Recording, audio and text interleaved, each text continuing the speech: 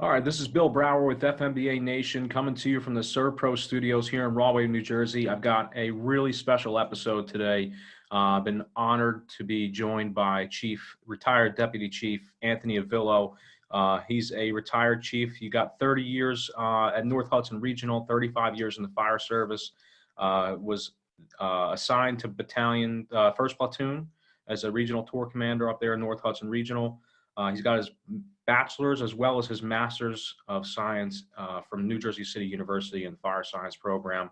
He's currently the director at the Monmouth County Fire Academy and the author of Fireground Strategies, which is now being published the 3rd edition. You're working on the 4th edition, Chief, and several other books. For those of you that know Chief Avillo, he also publishes a monthly article in our FMBA bulletin, and it's just a world of knowledge and a wealth of information and experience for firefighters in the fire service across the country.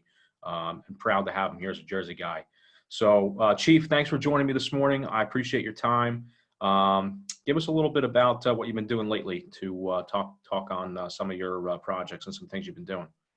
Okay, thanks for having me, Bill, and thanks to the FMBA. They've, I love that organization. They've always been good to me. I've been an FMBA member since, I was a probie in 1984. Yeah, you hit it on the head. I just, yesterday was my 5th anniversary of my retirement. So, winning, winning. And I am the director of the Monmouth County Fire Academy, which is a really cool job. I really like that. I'm also an adjunct to New Jersey City University. And as you said, I not only have the Fireground Strategies book, but in 2017, Fire Engineering published a full contact leadership book. Okay. Which to me was, my sort of, my pearl, my crowning achievement, not for anything because of me, but because I got Ed Flood, who just passed away, to write it with me, which, provided a legacy for someone that, has been retired for quite a while and still had something really important to say. And, hopefully the younger firefighters today will look at that, and the younger officers, because, full contact leadership is what what it's about. It's sorely needed out there. Absolutely, I can't disagree with you. And that's another topic I think we could talk about at some point in the future, about the importance of that and fire officer development programs and all kinds of things I think we can touch on there. But Chief Flood was a great man. He again was another world of knowledge, information, experience, and unfortunately, we lost him recently. So. God bless him, and glad that you guys had the opportunity to collaborate on that, and would definitely recommend it to our any level firefighter, right? The senior guy, the younger guy, to pick it up, pick up that book and give it a read. Yeah, it's an easy read. It's a different slant on leadership, but I'm really proud to have had him do that with me. Yeah. So Chief, I wanted to kind of talk a little bit about today, the fire service, and specifically something geared towards our younger firefighters. We've got a lot of guys that are on the cusp of their retirement, a lot of knowledgeable and experienced guys that are leaving departments now. You've got a lot of leaders in the fire service, such as yourself, when it comes to training and officer development, firefighter development, things like that.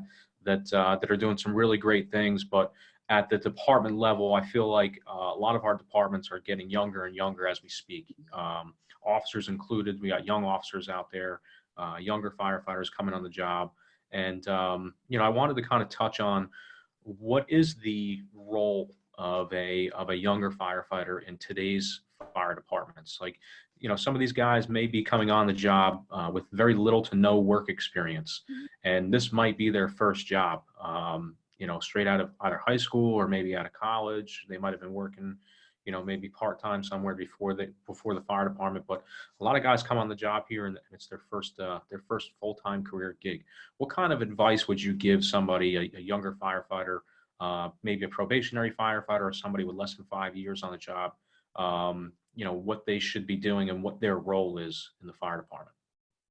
Well, it's interesting because now at the Fire Academy, we do our Fire 1 classes, and these are our probationary firefighters, well, actually recruit firefighters, and they're mostly volunteer, actually. but I've also taught a ton of recruit firefighters that are career, mostly at the Bergen County Fire Academy.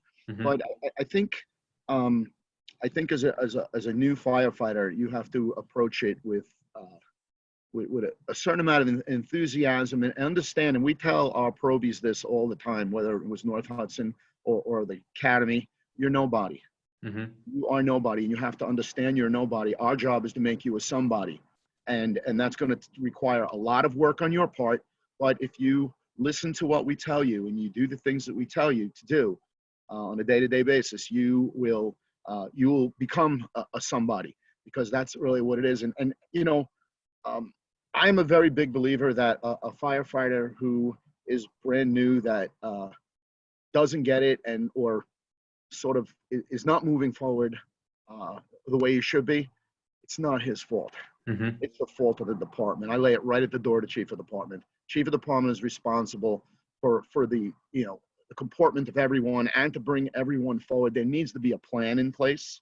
And we'll talk about that in a little bit. But, you know, listen, there are things that a new firefighter has to bring to the table. One of them is self-discipline, and the other is self-responsibility. If they're not bringing that to the table, you know, it's a little more difficult for us to bring them along when we have to teach them that. If they bring that in on their own, you know, it makes it easier. And in North Hudson, we have a ton of vets, a lot of vets, and for the most part, they are very good at bringing in that self-discipline. And you know, again, I'm not on the job anymore, but yeah, I know for a fact there are some that there is a self-entitlement. You know, I did my time in the military. Now I'm being rewarded, and this is I'm being rewarded by being on a fire department. I'm going to coast for the rest, you know, and it just doesn't work that way, you know. But having been said, a lot of times you have guys that have a little bit of a background in the sort of semi-military organization that we work in. So, you know, that helps, but also they have to be treated with a little bit of a, sometimes, you know, you don't treat everybody the same way, but you do, you know. They have to be treated a little bit differently in respect to what they've been through as well. But yeah, you know what? I always said this: you're either all in or you're all out. If you're not 100% in, then part of you is out. Yeah. And we will find that out right away. You know, as an officer, I was always a big fan of my bullshit radar has to be pretty high. Yeah. Because, behaviors and actions never lie. Words lie.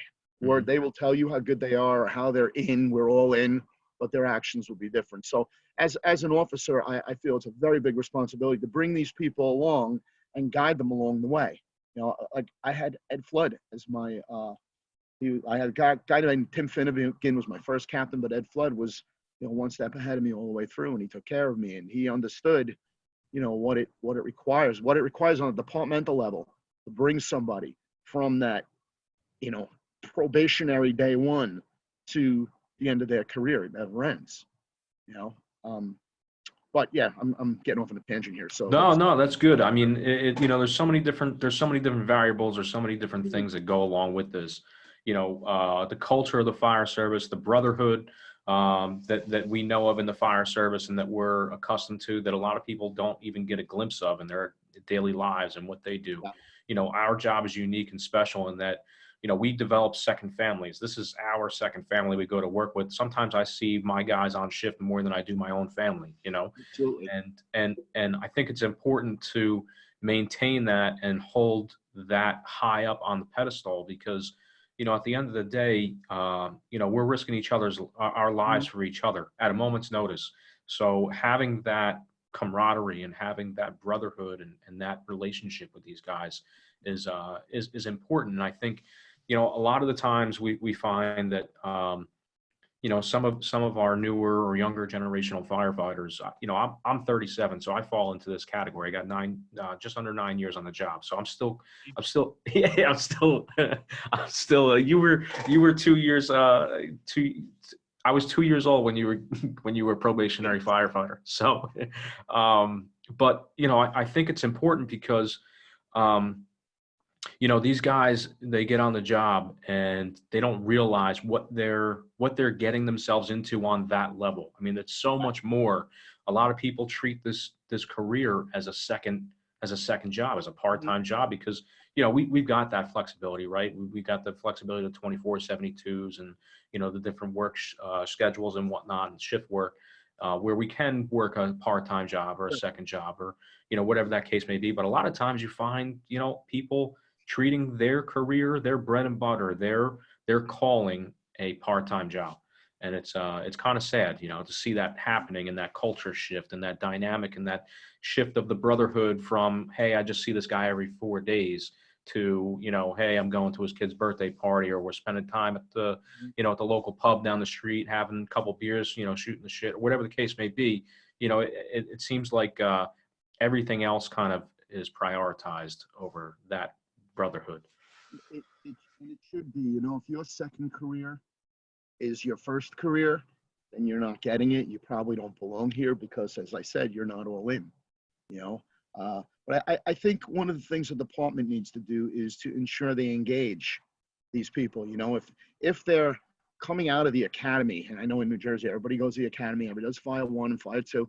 They're coming out the academy and they're spending times, you know, it's okay to sit and watch TV every, you know, during the day. You got a 24-hour shift, I get it. But if they're not engaged from, like, you know, 7:30 in the morning to 4 o'clock in the afternoon at the very least, then they're it's a disservice to them. We have a very robust schedule of qualifications and things that have to be met in North Hudson. One of the things that we do, which I thought was a great idea, and I think Chief McEldowney came up with it. Could have been Chief Flood, but I think it was Chief McEldowney. I'm not sure. Was the Probationary Firefighter Journal. And you come in your first year, you're working, you know, 85 shifts. Well, it's a form, and every day you have to fill that form out, and it says, you know, I did these drills, I read this information, I looked through these SOPs, I responded on these calls, I learned these lessons. I believe those are the 5 things, but there may be more. And they have to fill that out every day. It has to be reviewed with their officer every night. And at the end of their probationary period, it gets handed into the department.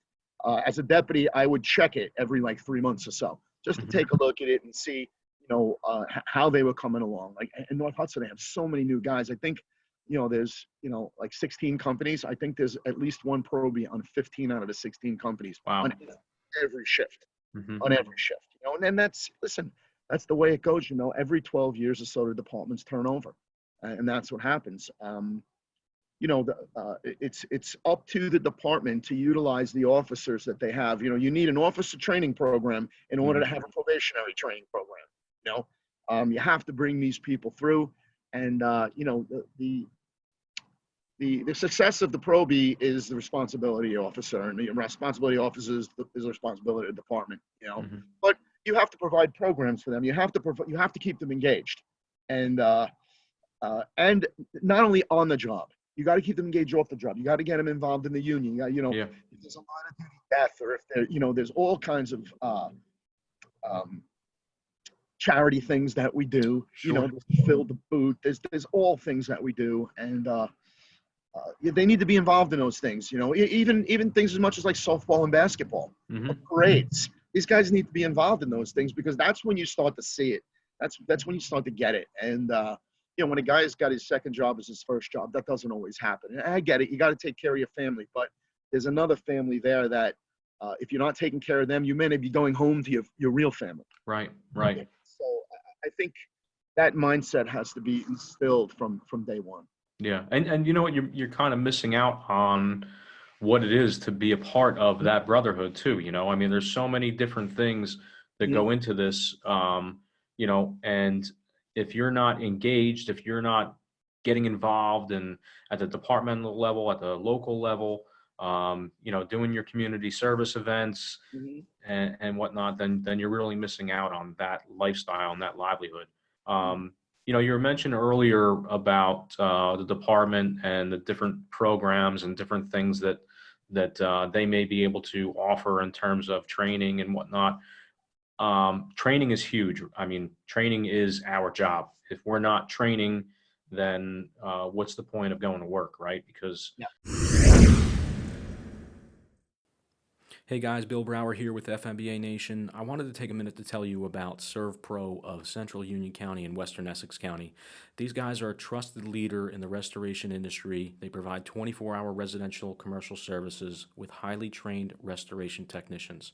They're a locally owned and operated business, and they're dedicated to being faster to any size disaster with the training, equipment, and expertise to handle your restoration and cleaning needs. Some of the things that they cover are water damage restoration, fire damage restoration, mold remediation, storm damage restoration, cleaning services, and building services, to name a few. These guys understand the stress and worry that comes with a fire or water damage and the disruption it causes to your life and home or business, and their goal is to help minimize the interruption to your life and quickly make it like it never even happened. Our friends over there, Carl Spinner and Bob Morrison. Carl has over 25 years of experience in the industry. Bob Morrison has over 35 years of service industry sales experience. So don't hesitate to give them a call. You can reach them at 908 233 7070. You know, you're not going to have a fire every day. You hope that you don't have a fire every day. Maybe you do. Maybe you're in a department where you're running nonstop. But if you're not training, you're not preparing yourself for what you might face.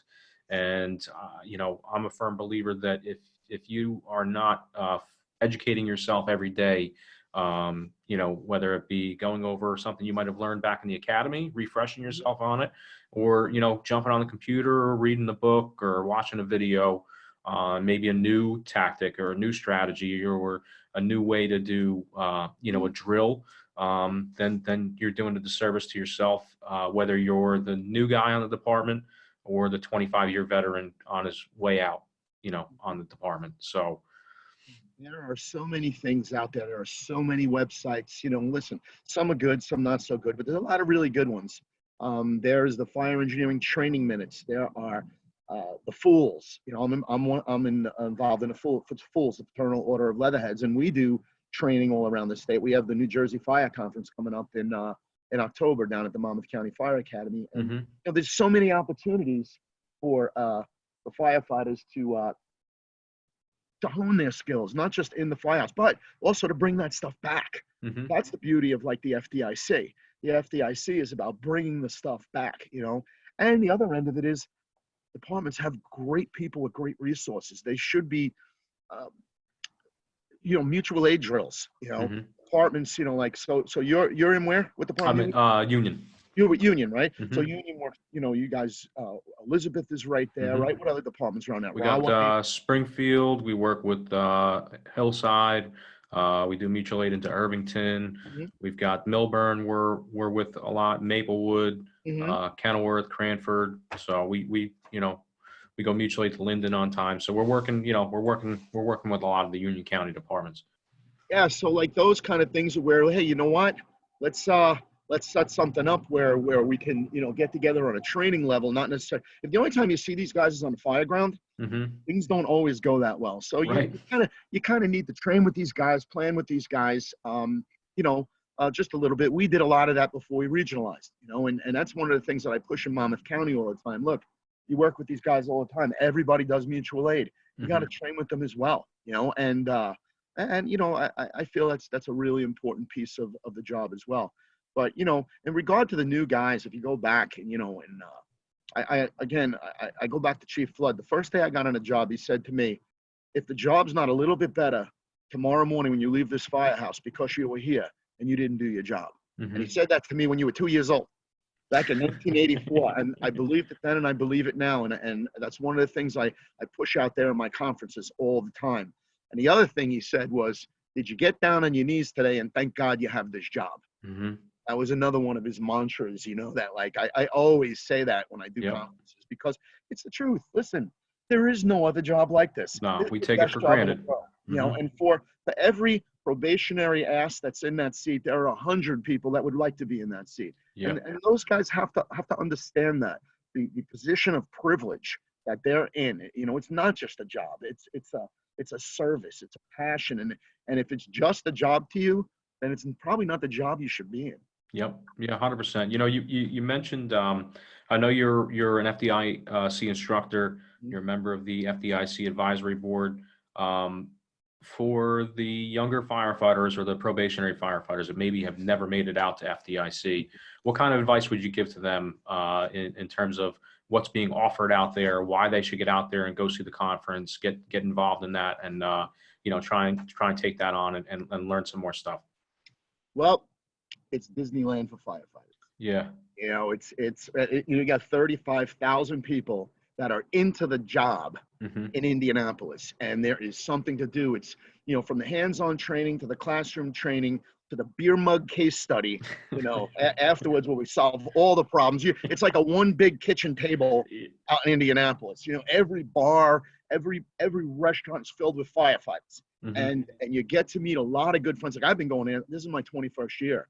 And I Wow. look forward to, because there's people I don't really see except when I go there. But the nice thing that's happening out there now is there are a lot of other smaller conferences that are popping up, because let's face it, not everybody has the time or the money to go to the FDIC. It's an expense, definitely an expense, but I've been doing conferences now and for years, but there's conferences in places like Missouri, and I'm going out. I'm leaving Wednesday to go to the Florida Fire Expo. I just got back from Illinois, and I did Ohio, and there's just so many places that you can get this training. Not on the FDIC level, but there's a lot of conferences out there that provide basically the same training. FDIC instructors, I'm not saying not to go FDIC because that's the granddaddy. That's like Right. going to a Rose Bowl and a Super Bowl all around. Right. Yeah. And if you go there once, you will want to go back again, because it is just that type of place. And fire engineering and Penwell have been very good to me, and they put on just an unbelievable show there. For days, it's just fire operations, all the way out. And like I said, the great hands-on training. I was a hands-on instructor there before I was a classroom instructor. Hmm. And the classroom instructor, there's so much that you can do out there. You got to get out there at least once in your career. Yeah, you really do. It's not to be missed. Yeah. Yeah. So you've got Fireground Strategies 3rd edition out currently, being sold online, fireengineering.com. We can go there and get it. Yeah, you can get it on Amazon too. Yeah. You Okay. can get it all over the place, really. Okay. And then when do you anticipate the 4th edition to be released? Well, the 3rd edition, I believe, was 2015. It's usually about a 7 or 8 year cycle. Okay. So I'm thinking around maybe 2023, Hmm. somewhere 2022, 2023, the 4th edition should appear. I'm just starting to organize it a little bit right now. Yeah. Once, I'm the kind of guy that once it gets going, I'll have it done in like 6 months. Once I start working on it, it's like the FMBA articles, Yeah. I actually got to write one today, and I know I'll sit down and I'll either talk into my phone or I'll start writing, and I'll write just about the whole article in one shot, and then I'll let it sit, and then I'll go look at it a little bit later today, or I'll look at it tomorrow, and I'll hone it down, and I'll get it off to you guys. It's but the strategies book will be it will be updated. I'm going to do some active shooter stuff in there. Yeah. My good friend, Battalion Chief Al Prats from North Hudson, does a lot with active shooter. So I've been, talking to him, and I have a pretty good grasp of it. There's going to be some, new things with, I hate the term transitional attack, but, because I didn't make it up. I called it the mini blitz, but it's basically the same. In a fire, I don't know where the water's coming from. Yeah. We have to embrace that. There are times to do it and times not to do it. Hmm. And I've always been an interior firefighter, but there are times I can look at something, thinking back at fires that we had, and say, you know what, we could have put that water in a window for 10 seconds and things would have been much better on the inside for our guys, and the push wouldn't have had to be so difficult where, guys are being exposed to extreme amounts of heat and things like that. But yeah, the studies have shown we don't need to do that. Yeah, I mean, it's crazy because, and I know this is getting off on a tangent, but I like it. The studies that we've had from Underwriter Laboratory and NIST, the National Institute of Standards and Technology, has just been eye-opening in terms of our strategies and tactics. And you got the Slice RS method, which is what you're kind of referring to: hit it from the outside, darken it down, and go in. Yep. And then just the different things that they've been able to research and find out about how fire dynamics are and how certain actions affect the fire growth and behavior, flow paths, and everything else is really something special. I mean, we're still in the infancy of that research, right? So we are. It's it's like a revolution, but the idea is departments have to understand when to use it, when not to use it, and also understand that when you do use a transition attack, get inside. Don't Mhm. stay in a transition attack, because that's not a transition strategy. Right. That's a defensive strategy. There's no So transition, right? what you have to look at, and I kind of coined this, but I think I heard it from somewhere, but I kind of mood changed a little bit. An exterior strategic opportunity. That's Mhm. what you're looking for. Do you have an exterior strategic opportunity? If you can only get one line in service and the fire is on the Charlie side of the house, and you got to stretch all the way down a 60-foot driveway to the rear of the building, knock it down from there, then stretch all the way back to the front and get in, that's not an exterior strategic opportunity. So you Yeah. have to. I'll be talking more about that, in my book, where with minimal staffing, you might actually be able to use a water can while the line's being prepared to just Mhm. knock down some fire if they can, get close. It's, there's lots of options out there, but I think you need to know about it. And I think it's starting to gain some traction in places like New Jersey and things like that. But, people have to stay on top. This is new training. People have to stay This on is top it. of training. Exactly. This is it. You This know? is what we're talking about, and getting, your training, the stuff that, that's been done for 30, 40 years that now we're thinking about maybe doing a little bit differently because of this research. And it's important for our guys, our veterans, our guys that are, halfway through their career, and the guys that got 6 months on the job, to understand this and to see these different, research Mhm. strategies and tactics, and how it all comes about. Um, you This, know, yeah, no, go ahead. this is the biggest change in the fire service since SCBA. Hmm. What's going on now with the fire studies. It's the biggest change since SCBA. SCBA was a revolutionary change. This is a revolutionary change. Yeah, absolutely. I think, I think we can all get a lot of information from these different places. Obviously, you got your book coming out. You're going to touch on some of those things in your book. Mhm. If you had, one other thing I wanted to touch on real quick before we wrap it up is, our guys that are on the job less than 5 years. You got guys that could be studying for lieutenant's test, studying for captain's test, that first level supervisory test, that have 3 years on the job, right? Maybe they've never seen a fire, or maybe they've seen a handful of fires. Mhm. What kind of advice would you give those younger firefighters that, might only have a couple of years on the job, studying there for their promotional test, and looking to, grow as a leader, as a firefighter, as an officer? What kind of advice would you give those guys? Well, I would say soak it up like a sponge. It's not just the books. There are guys that are great book guys, and unfortunately, the civil service system rewards great book guys. But you have to be able to apply that. I always said, and again, this is something I probably heard from Flood, was a test is great for the job. Any kind of exam is great for the job, because people are studying, people are looking, people are listening. People are paying more attention to the buildings and the fire dynamics and the operation. So a test is a great thing, but it's also, people have to understand that they have to also be able to apply that when Hmm. they get out in the field. And then the other thing is, their officers should allow them to apply that. They should talk to them about those things, and encourage them to study. You know what? My first exam, uh, we had a study group, and then we became a study group, obviously. Right. But it started from a study group with Ed Flood sort of being lead in it. Myself, Bill Lamoni, who retired as a battalion chief, Dave Curtis, who retired as a deputy chief, and there was one other guy. Curtis. No, I think it was just us. And then later, I studied with Marty Mandel and Nikki Gazzillo, who became deputy chiefs. And you know, somebody hopefully is going to pull you along and Hmm. give you that guidance. So as a new firefighter, get off your phone in the kitchen. Find somebody that's going to give you that guidance. Company officers have a responsibility to mentor. Hmm. Um, responsibility to do that. And firefighters are looking to do that. Of course, there are guys that, it's difficult to move, you know, but, to not want to do what you're supposed to be doing here is absolutely unacceptable. You have to move forward with the business. Some people don't want to be officers, but, and that's okay. That's okay. But I think that everybody has the responsibility to learn. Hmm. And again, I think when you're looking to study and be promoted, you have to stay the course. We would tell people this in study group, you got to look in the mirror the day of the exam and know you did everything you could to get this job, to move to the next level. You have to have the mindset of an officer if you're studying for an officer. You have to have the mindset of an expert, 10,000 hours. I'm sure I did 10,000 hours, maybe 20,000. You have to put the time in. If you want to be an officer, you got to put the time in. And if you want to be a good firefighter, you have to put the time in.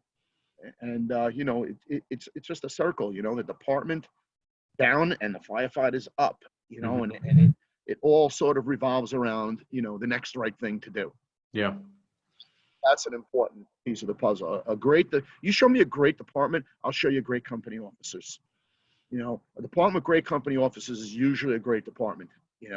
Because the great company officers are allowed to be great company officers, and those guys influence the firefighters, and they make firefighters into great company officers. Pay it forward. It's about paying it forward, and I think that the people looking to study today, hopefully they're not studying just for the money. Right. Studying because they want to be leaders in the business. Yeah. And that's important.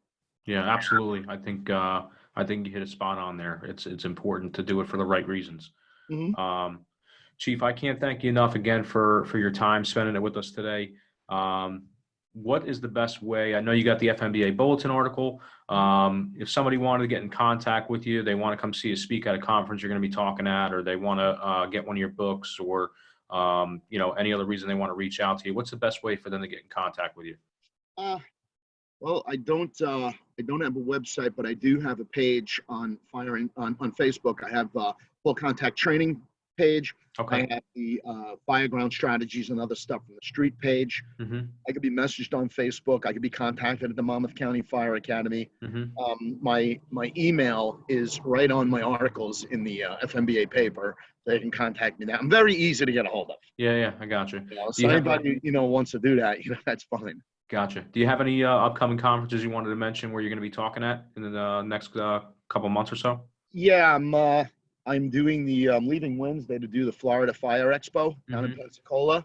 I'm going to be doing the New Jersey Deputy Chiefs Association conference with Chief Vinnie Dunn and Charlie Lynn. That's sold out. I know. I tried signing up for it. It's sold out already in 8 days. I am so excited for that conference. I mean, I know Vinnie Dunn, Uncle Vinnie, I call him, because he was very good friends with Professor Malley at NJCU, and he would come in, and so I know him from that and through the FDIC. But what a wealth of knowledge there, and he's on fire. I mean, he's in his 80s now, and he just has been like reborn, and it's good. The fire service still needs people like that. Yeah. What else am I doing?